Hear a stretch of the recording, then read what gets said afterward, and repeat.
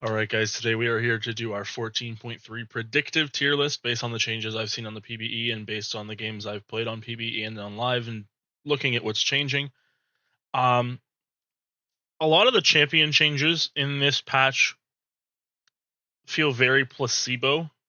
And what I mean when I say that is that the champion is being, yes, quotation mark, buffed or nerfed, but it's not going to change the champion's play pattern enough to stop them from doing what they want to do in most cases.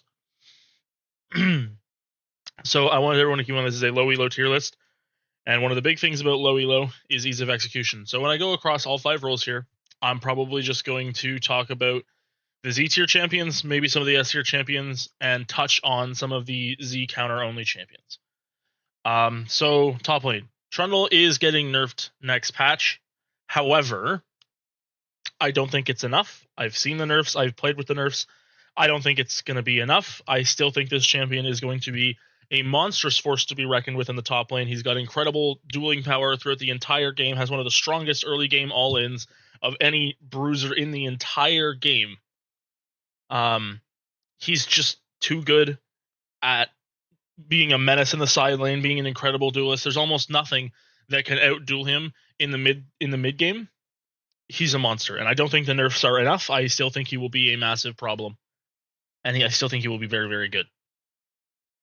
Dr. Mundo. So, Mundo is a champion that has traditionally always been a low elo menace, and I think his time has come once more.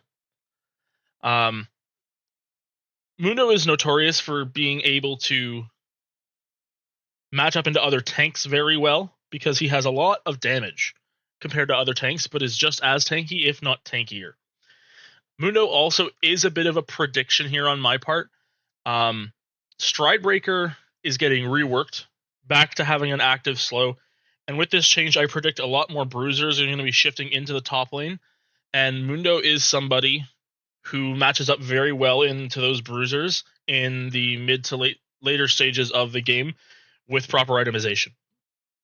So it's kind of like a conditional Z tier, but I do think the changes to items this patch, with bruiser items being weakened and Mundo being a champion who has like bruiser level damage with tank stats and the regen, I think this champion will be very good in low elo if you can learn to like not get abused the first 3 levels, which is when his weakest point is.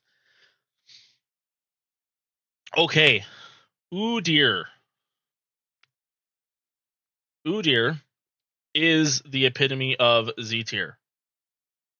I don't know why Gragas was there. He's supposed to be there, and Maokai is supposed to be down here. Udyr is kind of the jack of all trades right now. So his AP tank variant is what is dominant right now, including like items like Iceborne, Frozen Heart, Spirit's Visage, Abyssal Mask, and Leandries for his 1 damage item. However, I think his AD build is also very good. Qmax with Titanic can do some insane burst damage, but the AP tank variant is by far way more consistent. And the thing about Udyr is once you get a feel for his laning, there's like no real champions that can push him out of lane that aren't Varus or Vayne. So these like cheesy range top counter picks. But Udyr in almost every single matchup, he can kind of just ignore them, scale up, and be a monster in team fights and actually win trades. Especially with so Rumble did get nerfed in 14.2. I think he's still fine. I don't think he's giga broken anymore. And now that Rumble's nerfed, the kings of top lane right now in some of the higher elos are Gragas and Udyr. These champions are very, very good. Trundle is good as well, but he is less versatile than Gragas and Udyr. They can side lane, they can build more damage, but they tend to build air on the tankier side. In Udyr's case, Gragas does a lot of damage and has some natural tankiness built in with the damage reduction on his W. So Garen, I think Garen could be as high as Z tier. Things to note about Garen is he got a direct buff in 14.2. It was quite a slight buff, but it was the total AD ratio on his E went up in the early stages to make his early game trading a little better. And his W damage reduction duration is shorter like in later stages, but longer in the early game. And with Stridebreaker going back to being an active that does damage, Phase Rush Garen with these early game buffs is going to be even scarier. He still does suffer the loss of Hullbreaker, but one thing to note is Phantom Dancer was a really nice item that Garen loved to tech in, and it got massively buffed in the last patch with its recipe being changed.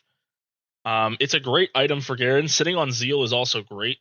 So Phantom Dancer got its buff. Stridebreaker is coming back in a form that Garen's going to love. Tank items like bruiser items like Deadman's are still quite solid. I think Garen is going to could become a problem, but I'm not sure. That's why I didn't put him in Z tier. I put him at the top of S tier next to things like Rumble and Maokai. So Z tier counter. Yorick is getting a mini rework this patch. So as it stands right now, his Maiden, when you hit the target your Maiden's hitting, you deal bonus percent health magic damage on hit. It has a 2-second cooldown. So this is being changed. It no longer has a cooldown, but the damage is being reduced on the proc. So this means that building some attack speed into Yorick's build can make him kind of scary in duels. Things like Trinity Force, or even like full tank Yorick with like lethal tempo. Who knows? This champion has always been obnoxious, and he's going to continue to be obnoxious, but his fighter builds are going to see some power up in this.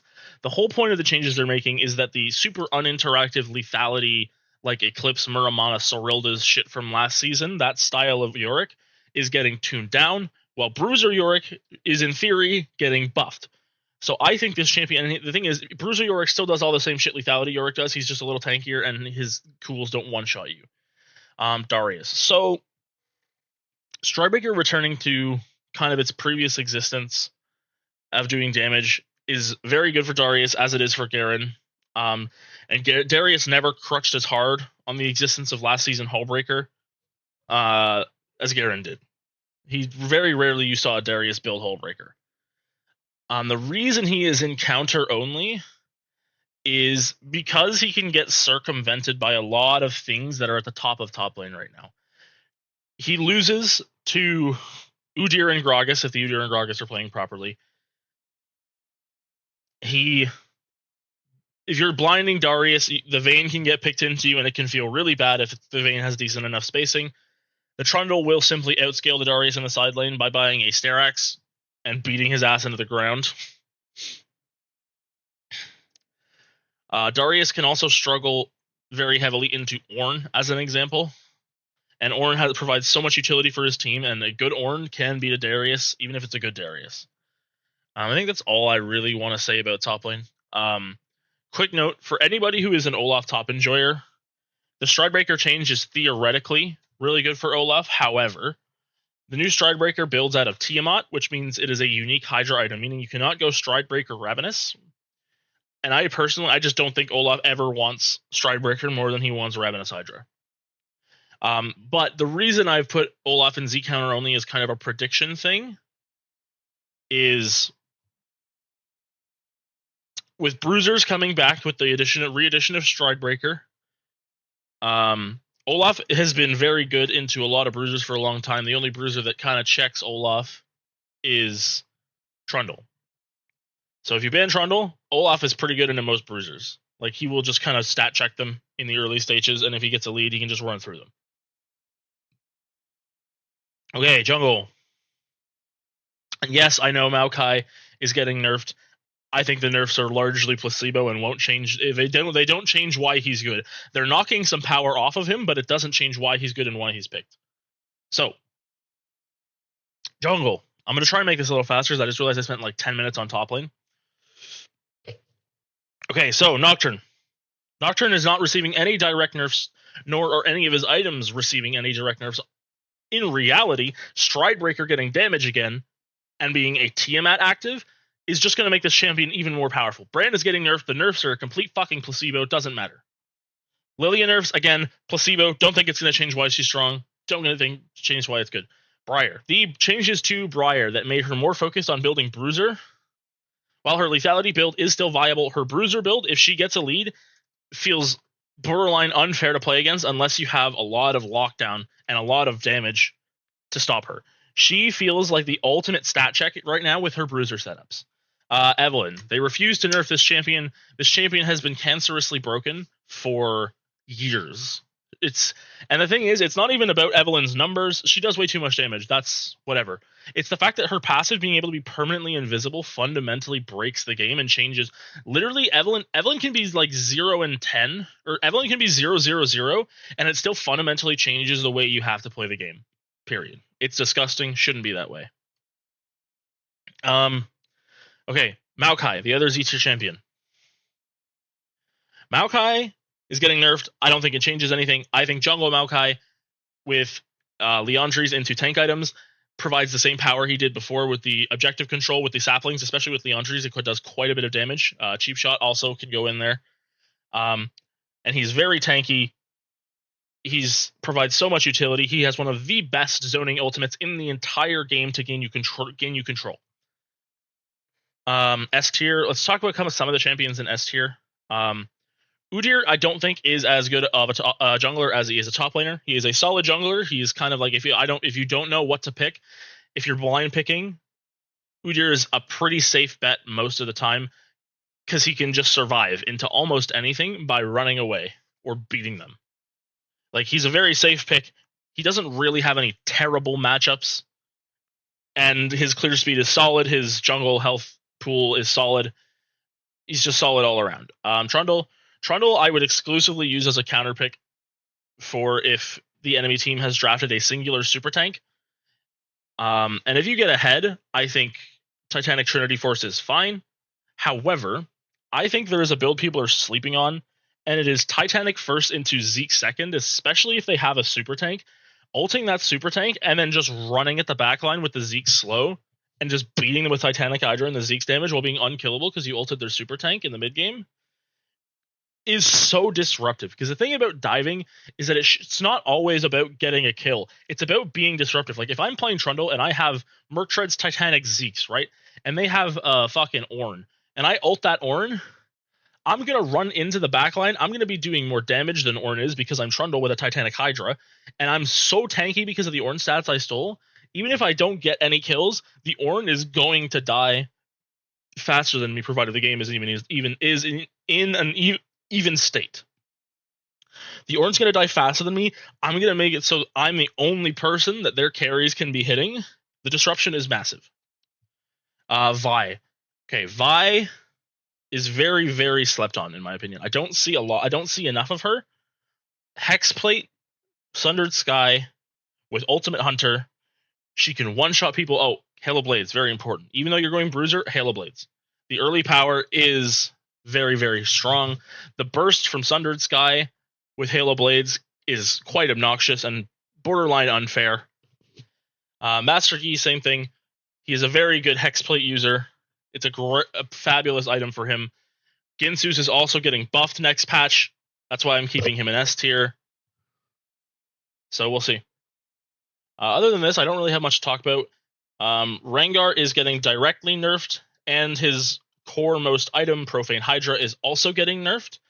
And I also just think, even if the nerfs didn't come through, I don't think it's worth it, because the skill ceiling that Rengar has, and the skill level you need on the champion to pull off the carry potential that other champions like Nocturne just get by fucking clicking R and right-clicking the backline with when you have a Frozen Heart, is too high. But he not only is he getting directly nerfed, his core most item is also getting nerfed. Unless you're an OTP, I don't think you should be playing this champion now. I mean, I don't think you should have been playing him ever, unless you were an OTP, to be 100% honest with you. Yeah, I think. And then Z tier, counterfeit only. Rammus speaks for itself. Anti-AD tank. Team comps that love to stack attack speed. Don't play Rammus into Belveth. It's a bait. Once she gets like a decent amount of stacks, she's just going to fucking roll you. Fiddlesticks. Fiddlesticks is very good against dive comps. Playing with Vision is very good. playing around enemy vision pockets with Fiddlesticks is so good because you have the ability to wipe a team with just your damage in once you get some items. And in lower elo, people are often bad at creating vision, like monitoring vision pockets. I think this champion in lower elo, even in higher elos, is a super good slot in some drafts. Mid lane. So this one has a lot of champions in it. I'm not going to talk about that many of them. Z tier. Karma is getting directly nerfed. Don't think it's enough. I still think Lucidity, Malignance, like CDR stacking Karma, Lucidity, Malignance, Cosmic Drive, Horizon Focus Karma is still going to be doing way too much damage. She's going to be having so much utility, so much power. Zac mid. I think Zac mid is slept on. However, don't just blindly pick him. He is going to take some getting used to. Try him out in some normals games first. But the sustain this champion has with his passive D-Shield and Second Wind, he can never be pushed out of lane, especially if you're laning into a champion with a mana pool specifically. He is just going to outlast them and win the war of attrition and gain a teleport advantage by just existing intelligently. Why is Akshan here? I don't think Akshan should be here. I don't know why he's here. I think it was supposed to be Twisted Fate. Akshan is good, but he's definitely not Z tier. Corki. So next patch, AD Corki is getting Das Boot. He is getting nerfed. But they are buffing AP Corki. This probably means that his AP build becomes more important. And what I mean by the AP build is you're probably still going to go Muramana. You're going to go Sork Shoes, Muramana, Malignance, Leandri's Void Staff. I don't know if Shojin will still be worth it. It probably will be since it's a percentage increase. But the core of Muramana, Malignance, Leandri's is probably going to be your super important power spike now. It's really weird to me that they are nerfing AD Corki and buffing AP Corki when Riot themselves have said in the past that they don't think AP Corki should be a thing because it becomes super uninteractive in later stages of the game. Since he just half healths you with a big one rocket from 2.5 screens away out of vision. But, Riot Games. TF. So, APTF is still very good. He has the one-shot variant, and then he has the Rod of Ages Lichbane variant with Lucidity Boots, where he kind of cycles spells and is just being super disruptive, doing a decent amount of damage, and then he has the one-shot AP build, which everyone knows. He just, blue card the AD carry, and they fucking explode. There are no nerfs slated for the AD variant of TF, and I think it is a very good... He has now, with ADTF being a very good option, Twisted Fate's build diversity and the diversity in the team comps in which he can be picked has gone up massively, and the utility that this champion brings is just very, very good. He does lots of damage no matter what itemization you're going. Even if you're going the tanky or AP variant, he still does quite a good amount of damage. He has good DPS and with the CDR AP build with the Roa and the Lichbane and Lucidity Boots. So Z counter only. Kanik Rookern is getting nerfed next patch. I don't think that matters. Scion mid into some of the mages who don't have great wave clear in the earlier stages. I'm talking Victor.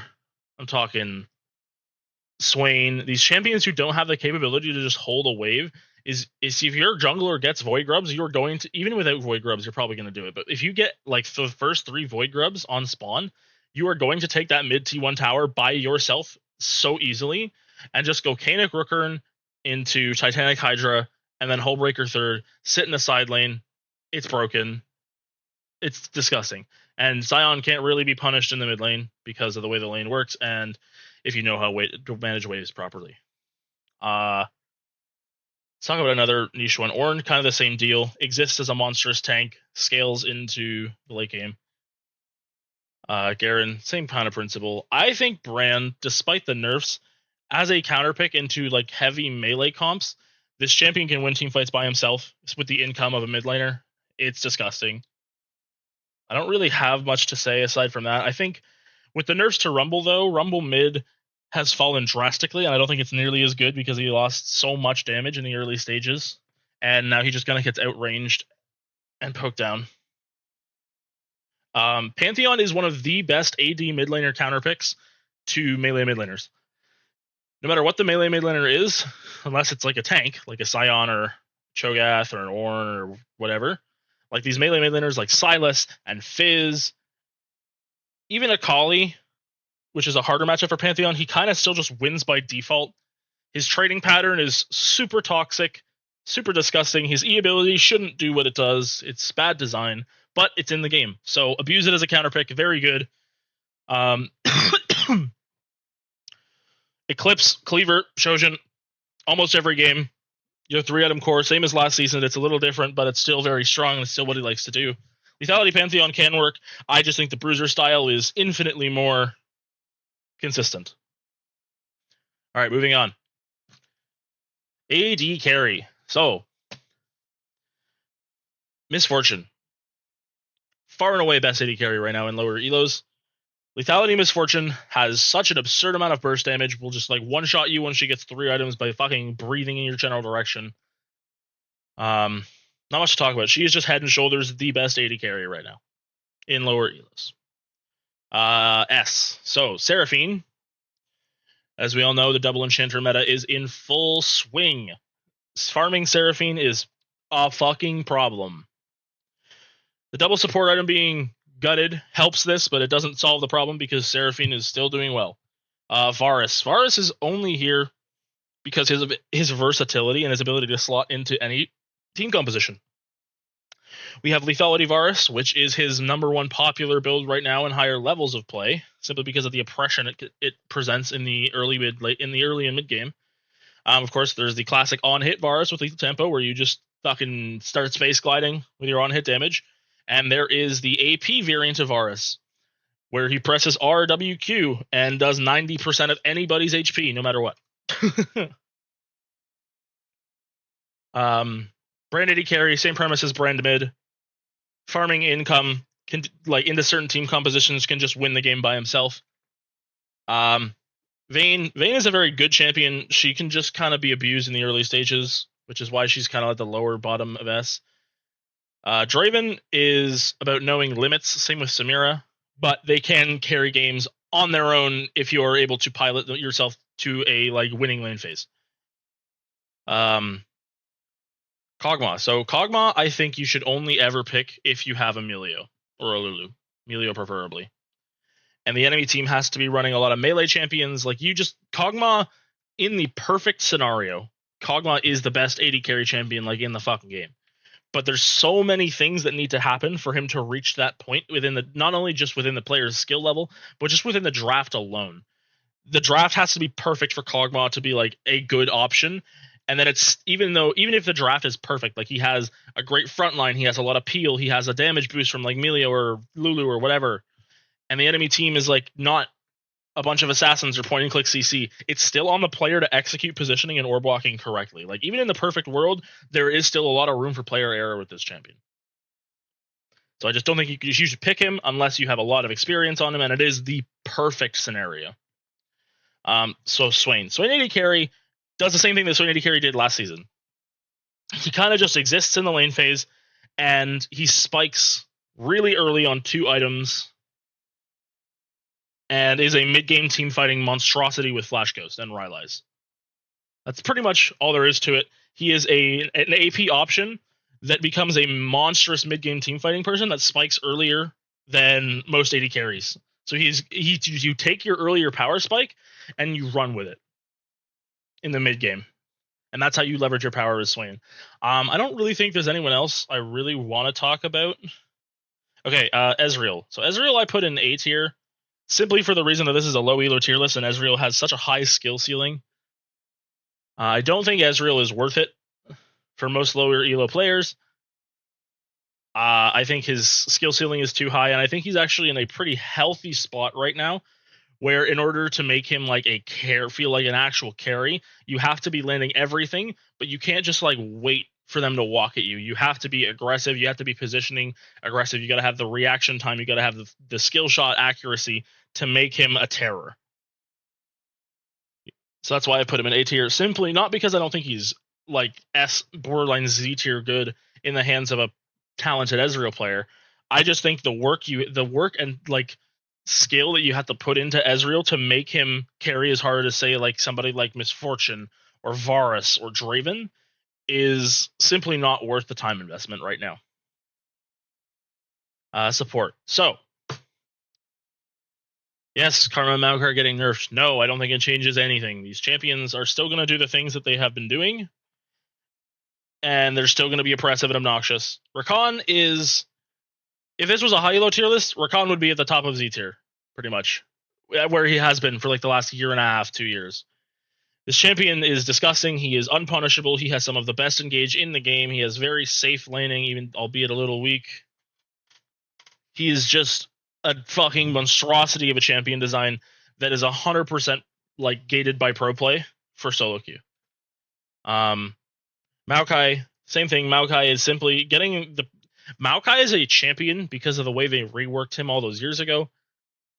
Just has so much value for simply like existing at a base level. The vision control and the poke from his saplings, even as a support with no damage items.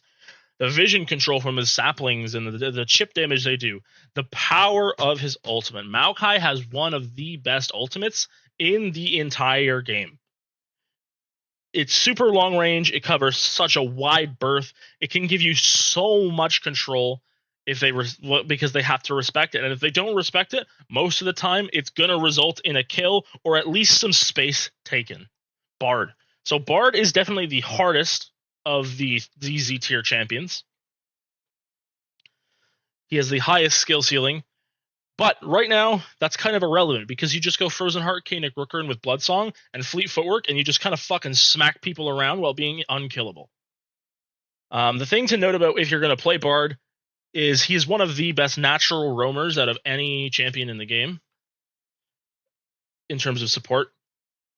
His ultimate can be game-changing, can be game-winning, but his ultimate can also be game-losing. The biggest part of team fighting on Bard is learning to identify when to use your ultimate and how to use your ultimate. Because there are cases where you just shouldn't use your ultimate. Because if you ult and your team is like sending cooldowns in and those cooldowns get canceled by your ultimate, by you ulting the enemy, it's probably a lost fight because when they come out, they're completely vulnerable and they're just going to get exploded.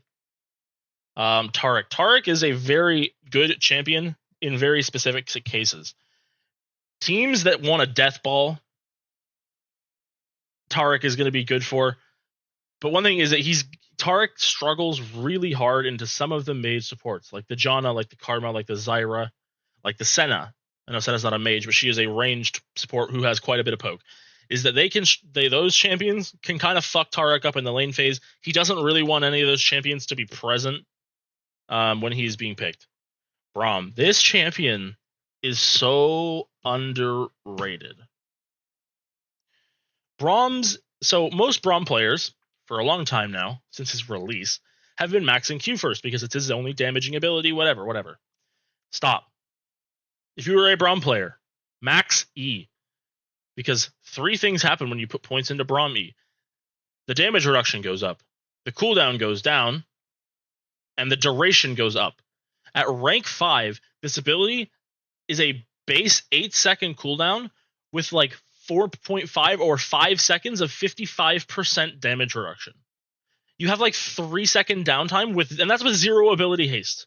With 0 ability haste, you have 3-second downtime on a 55% damage reduction ability.